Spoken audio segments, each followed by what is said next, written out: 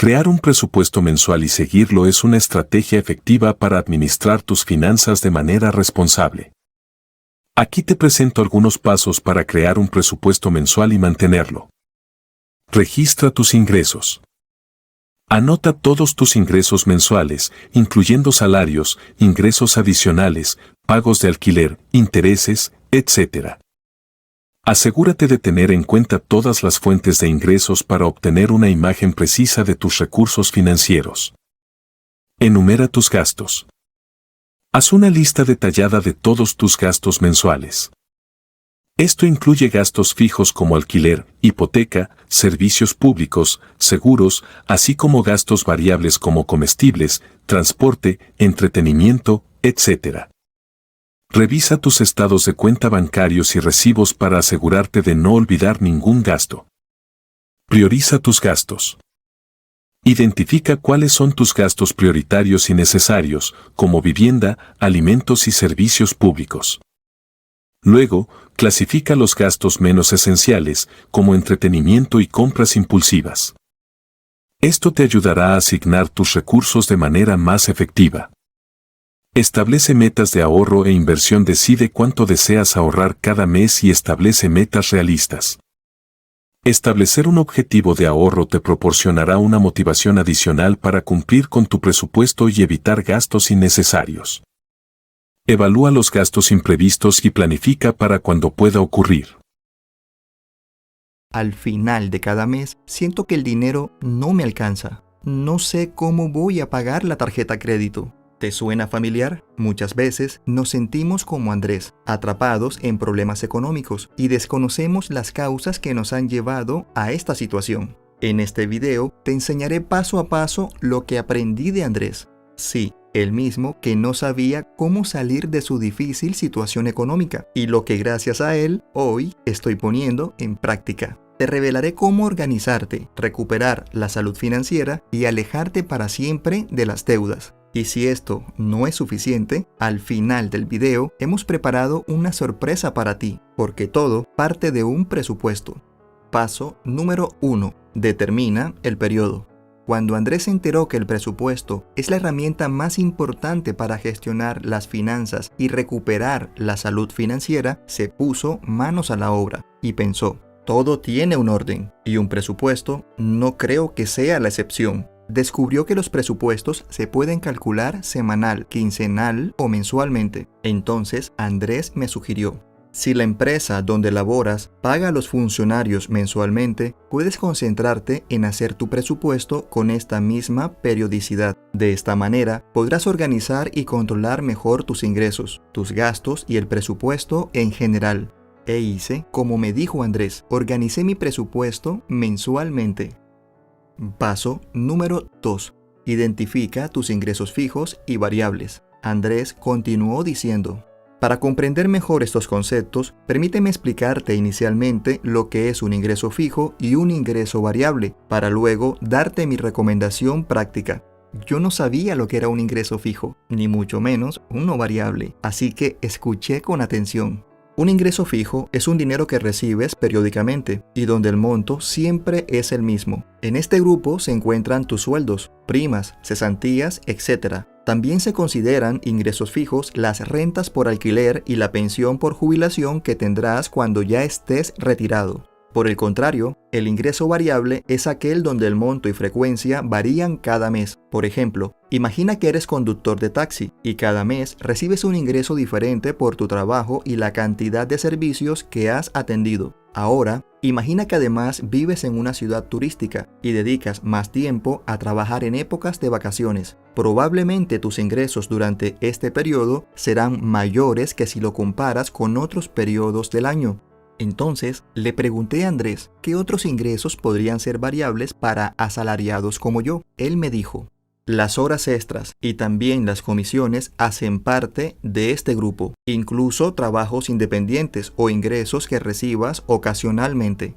Y Andrés prosiguió, explicado lo anterior, tu objetivo será identificar tus ingresos fijos y variables. En esta parte, Andrés me recomendó organizar la información en la tabla de ingresos. Una tabla con 3 columnas, la primera con el tipo de ingreso, la segunda con la descripción y la tercera con el monto de los ingresos. Haciendo este ejercicio, descubrí que solo tengo dos fuentes de ingresos: mi salario fijo por ser empleado y un ingreso variable producto de un canal que estoy iniciando en YouTube.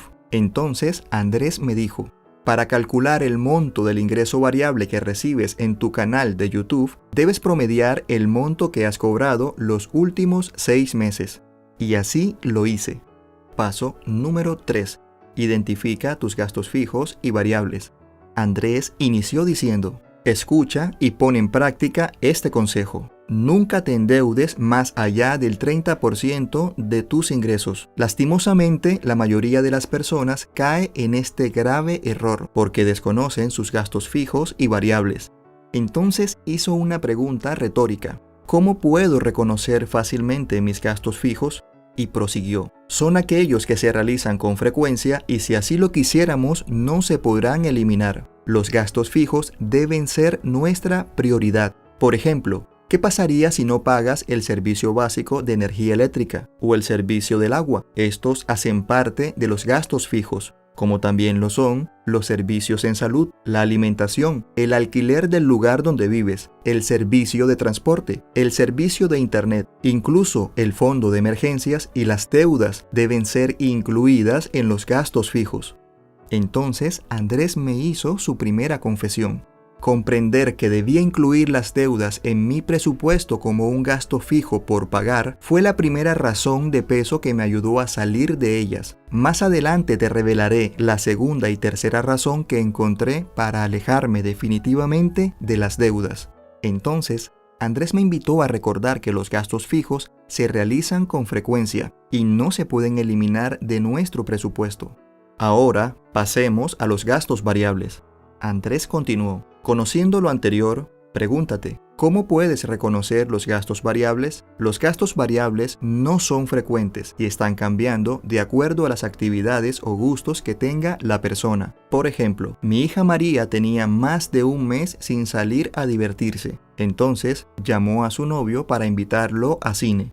En cambio, Claudia, mi otra hija, visitó el centro comercial para comprarse un nuevo vestido. Ambos casos implican gastos variables porque no suceden periódicamente. Ellas también saben que comprar ropa, zapatos, útiles escolares, salir a comer, etc., hace parte del grupo de los gastos variables. Entonces, después de que Andrés me explicó cómo identificar mis gastos, me animó a hacer una tabla nueva, la tabla de gastos, para poder agregar en ella los gastos fijos y variables que voy teniendo durante el mes. Entonces Andrés me hizo una invitación muy especial. Me dijo: suscríbete a este canal para que sigas mejorando tus habilidades financieras. Y así lo hice también. Paso número 4. Categoriza tus gastos.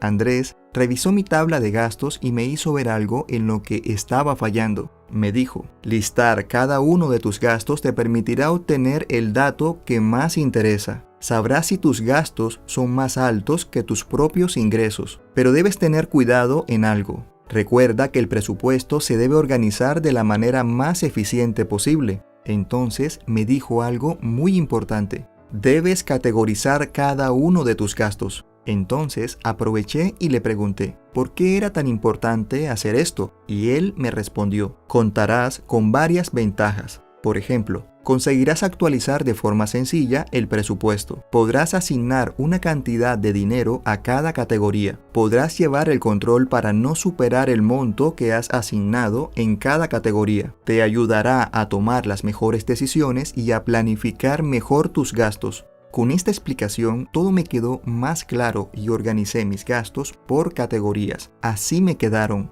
Paso número 5. Asigna un monto a cada categoría. Andrés me felicitó por mi avance y dijo: ha llegado el momento que asignes un monto de dinero a cada categoría. Para hacer esto, debes tomar tus ingresos y repartirlos en función de los gastos que tengas. Para comprender mejor el asunto, Andrés continuó con un ejemplo. Dijo: imagina que para la categoría de transporte asignas $50 y para la categoría alimentación asignas $200 como límite disponible para gastar durante el mes. Asimismo, debes hacer con cada una de las categorías. Ahora, imagina que la primera semana te has estado levantando tarde para ir al trabajo, por lo que has venido disponiendo del servicio de taxi. Por ese motivo, esa primera semana has gastado 20 de los $50 que tenías disponible. Asignar una cantidad tope a la categoría transporte te ha permitido saber que en este momento cuentas con $30 para las próximas 3 semanas.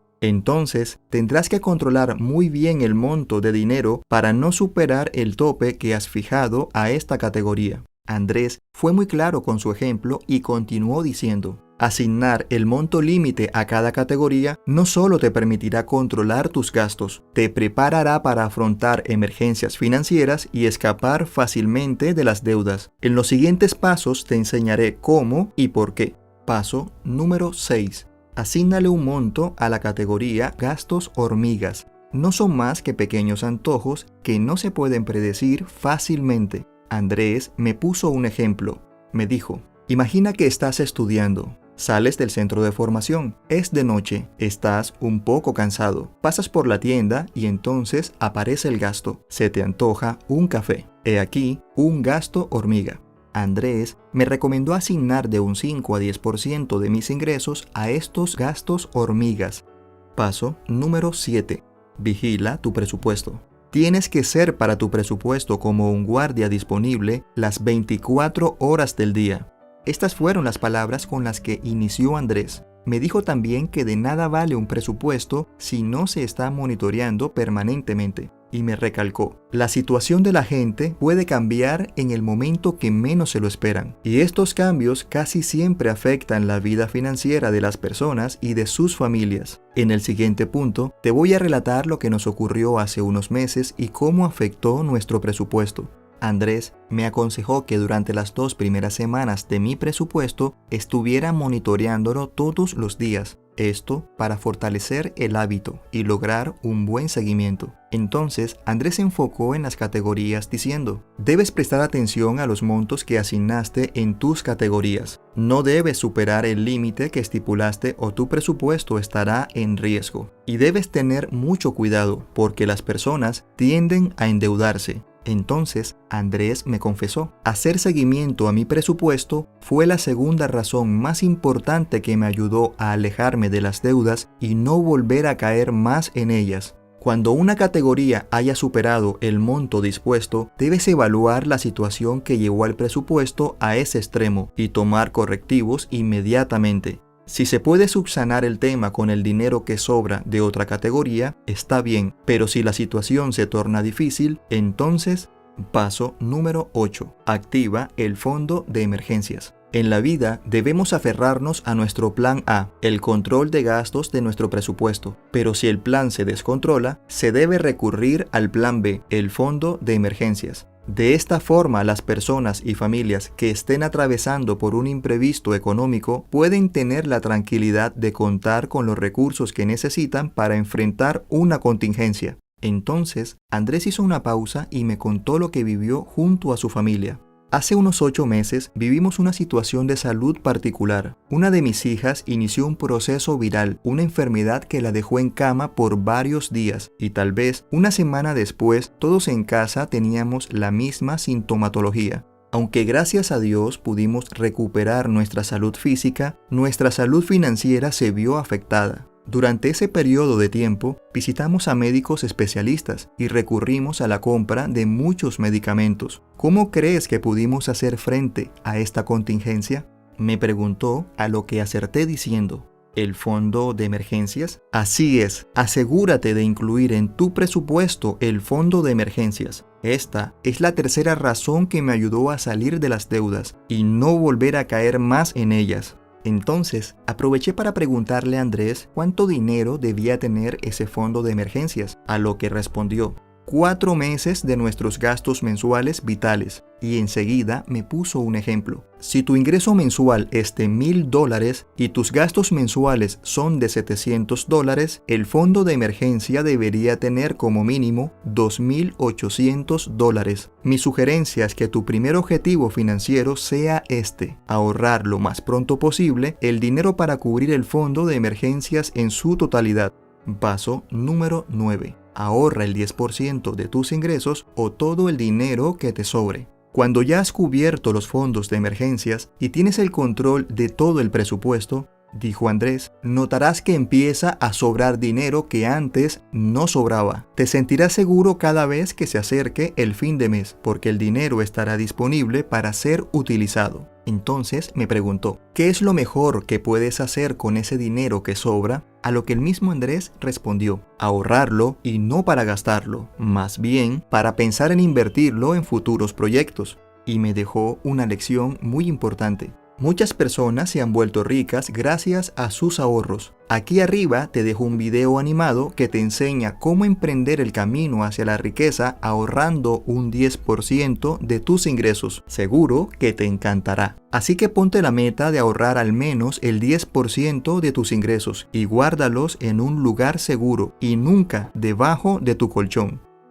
Paso número 10. Ponte metas financieras. Andrés me explicó este concepto de la forma más sencilla. Las metas financieras son simplemente declaraciones sobre cosas que desearías lograr. Por ejemplo, una excelente meta financiera es ahorrar el 10% de tus ingresos y en algún momento utilizar estos ahorros de la mejor manera. Pero creo que la principal meta financiera que me atrevo a sugerirte es cambiar. Sí, cambiar la forma de pensar. Porque las personas que han logrado tener éxito, riqueza y abundancia piensan diferente a ti. ¿Te has preguntado alguna vez qué diferencia existe entre la gente rica y la gente pobre? Pues bien, si te gustaría enterarte y ponerlo en práctica en tu vida, no te pierdas el video que te estoy dejando aquí arriba. 17 cosas que hacen los ricos y los pobres no. Así que cambia primero tu forma de pensar. Fórmate en pensar como rico